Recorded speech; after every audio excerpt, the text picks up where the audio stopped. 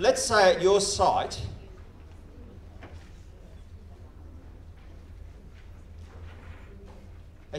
you're trying to make a call whether you're going to go with a mixed ability classes or you're going to have your classes streamed all according to ability.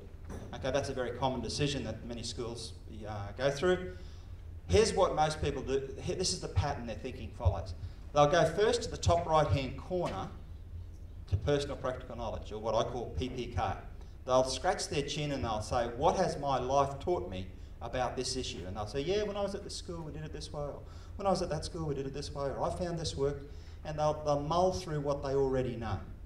The next thing they'll do is they'll drop down to the bottom right-hand corner of that diagram and they'll think of their mental models. Now, mental models is just another word for values, beliefs, assumptions, your life's view.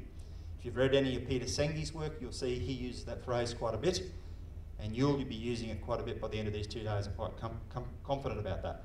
So your life's view, and you'll mull and you'll scratch your chin and scratch your head and you'll think, yeah, I wonder what do I really believe about that? What do I value?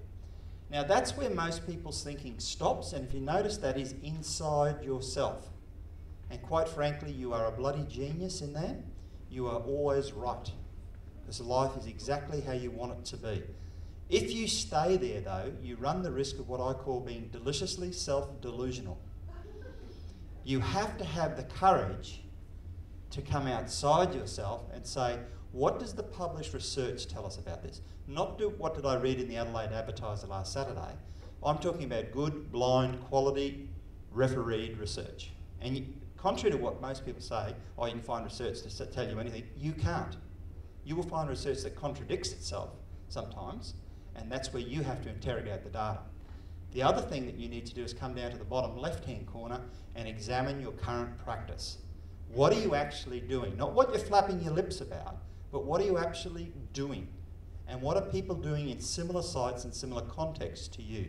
Now, once you've been to all four corners and you can look yourself in the mirror and say, yes, Neil, I have been to all four corners, you have to bring it in. You have to reflect deeply, you've got to generate some ideas, and then you have to act. Many site leaders, and South Australia is no different, many site leaders here have what I call analysis paralysis.